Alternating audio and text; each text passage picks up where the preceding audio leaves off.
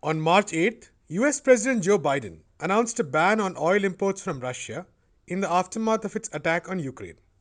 The move was announced amid speculation regarding whether he would actually go ahead with it, considering that supplies from Russia comprise about 8% of US liquid fuel imports.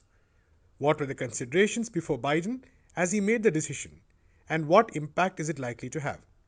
Eugene Puryear of Breakthrough News explains.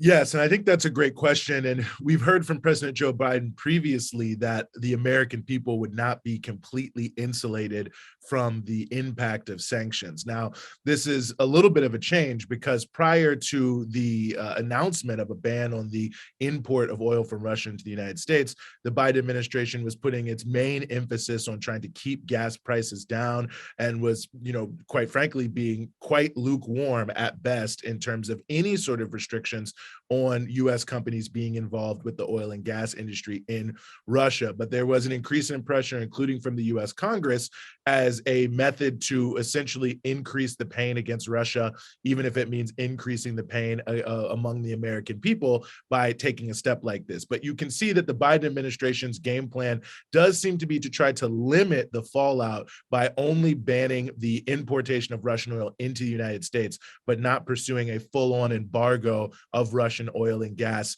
internationally all around the world and try to enforce that, which was, in many ways sort of the nuclear scenario and something that has been called for by many in Congress. But obviously, it seems the Biden administration is ultimately being slightly pushed by events here. I think that their main goal is to try to find some way to not have a heavy impact on gas prices and inflation here. I think that's obviously what's behind the sort of tentative discussions that are happening with Venezuela and the United States, and also what seems to be a real shift by the United States in terms of pushing aggressively for an Iran deal to try to do whatever they can to get more oil and gas onto the market to keep prices down. But I mean, there is an element of this, it does seem like the Biden administration is sort of flailing here amidst a range of different pressures and against an extreme tide here in the United States to be quote unquote tough on Russia, and has had to backtrack from its previous statements on this, and ultimately now is going to be reaping the I guess I can't call it benefits, be reaping the negative repercussions, I think,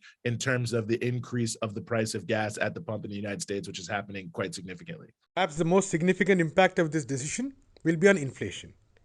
The US has been facing months of high inflation even before the Russia Ukraine crisis.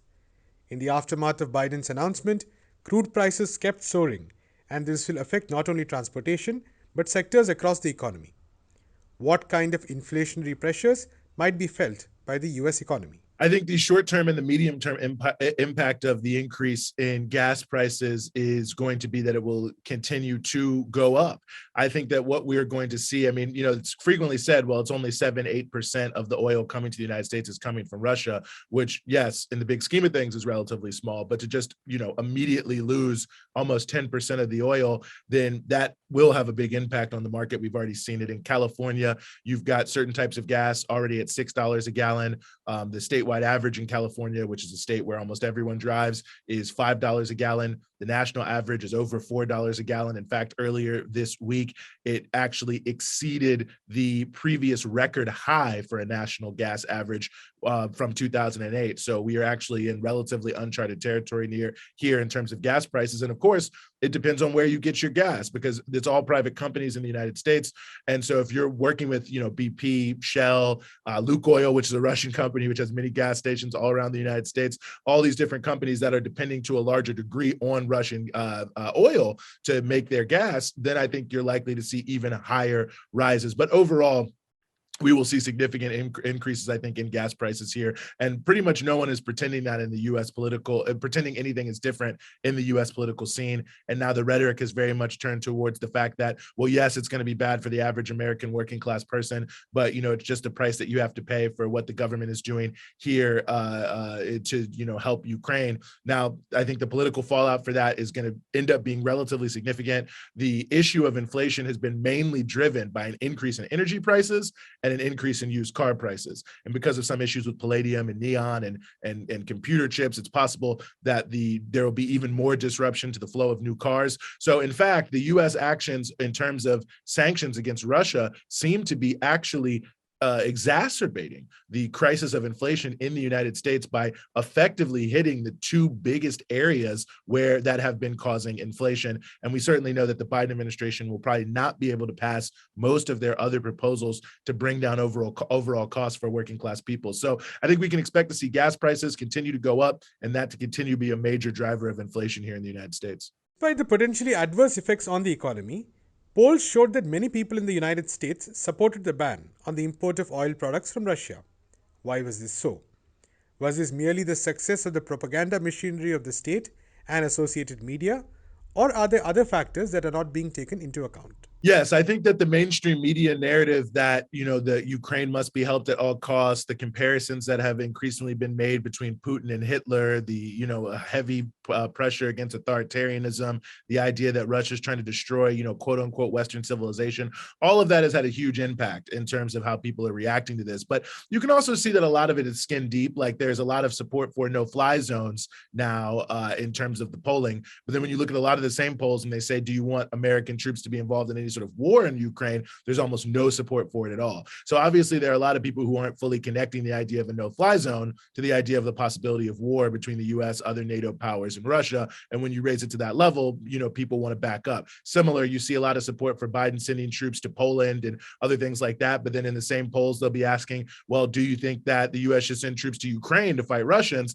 And there's almost no support. So I think similarly with the gas prices, what we will see is that a lot of people say, yeah, that sounds good. Let's take out, the Russian oil and gas industry. And, the media is saying this is the biggest industry in the country and that, this will cripple Putin and so on and so forth, and perhaps somehow further the cause of peace. But I think the more we see gas prices going up, the more likely we are going to see people start to say, well, wait a second, this is not what we were told in terms of there being limited impact. And of course, Biden did say in the State of the Union, they were going to go to great lengths to prevent the gas prices from rising significantly. So if they do, I think that'll change a lot of people's calculation. You can already see the Republicans just, insanely cynically, because they, of course, are supporting aggressively sanctions against the oil and gas industry and want Biden to do more. But you can already see Republicans are putting out social media videos and things like that, criticizing Biden over the rising gas prices. So certainly they can already foresee and feel that this will be an issue that they'll be able to make some hay about in the elections because people will be very upset. So I do think that the propaganda apparatus has been very successful in the United States during this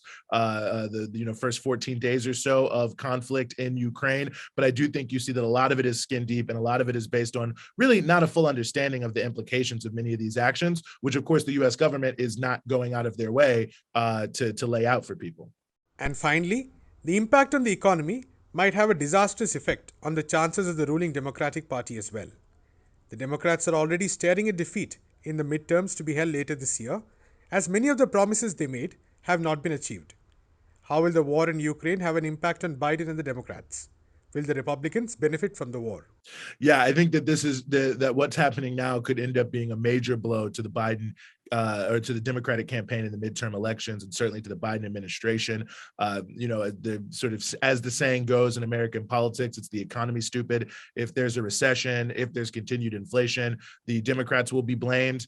I would say in many ways they will be rightfully blamed because they did not take any actions in 2021 to try to avert the rise in inflation in many ways that they could have. And in fact, they allowed a handful of members of their own party to hijack an agenda that was broadly popular amongst Democrats, independents, and Republicans. So certainly they will be blamed. I think the Republicans will certainly very aggressively say that Biden didn't do enough to counter Russia beforehand and ended up in this terrible situation, that he's doing a bad job managing it, and so on and so forth. And even though it'll be hypocritical and cynical, I think they probably will be able to gain some purchase hold with those arguments, because I think people will be looking for someone to blame for why the economy seems to be going south. And certainly I think it'll be very interesting to see, how the Democrats try to respond, because they have been aggressively pursuing these actions against Russia that do have the possibility of tanking the economy. So, it's possible they'll be insulated to some degree by the fact that there is sympathy for Ukraine amongst a number of American voters. But I think by and large, this is a shooting in the foot kind of element.